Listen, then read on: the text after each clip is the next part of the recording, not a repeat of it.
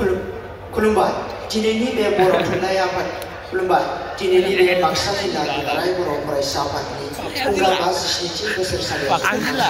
लोब्बा लाखिनानै गुबुन गुबुन जिल्लानिफ्राय बर' थुनलाइ होनग्रोबाय ना फार्स्टआवनो मानगोनां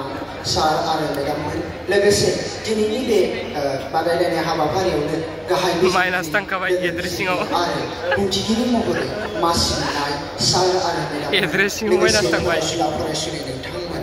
आं बाक्सा जिल्ला दुलाराय बर' फरायसा आफादनिफ्राय फैदों आंनि मुङा मुस्लिम भारत बसुमतारी आंबो दिनैनि बे खन्थाइ आवरायनाय बादायलायनाय बे हाबाफारियाव बाहागो लादों खन्थाइनि मुङानो जादों अख्रां गंसे नांगौ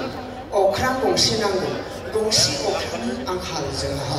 गंसे अख्रांनि आंखाल जोंहा नांगौ जोंनो दिनै उदां गोथार बार जायनि थांखियाव गुसेब सिमानि हाबिलास गैया आबुं जाबाय जेराव खंख्ला देहाया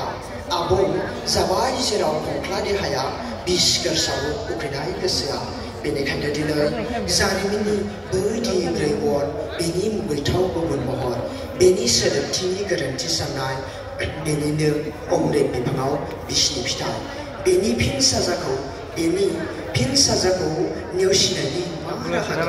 गावनिनो आथिं गासिनायाव मुंनि शर्ट बाइबेल कुराननि गोग्गो दैया गुबुंले जायोब्ला सोरनि सायाव एंग्लायनो दायखौ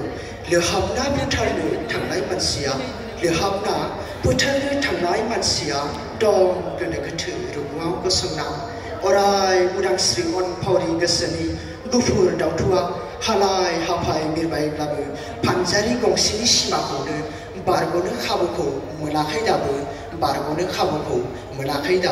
बेनिखायनो नांगौ जोंनो गंसे अख्रां बे खन्थाइखौ सुजुदोंमोन बजेन्द्र कुमार ब्रह्म बिथाङा गोजोन्थों।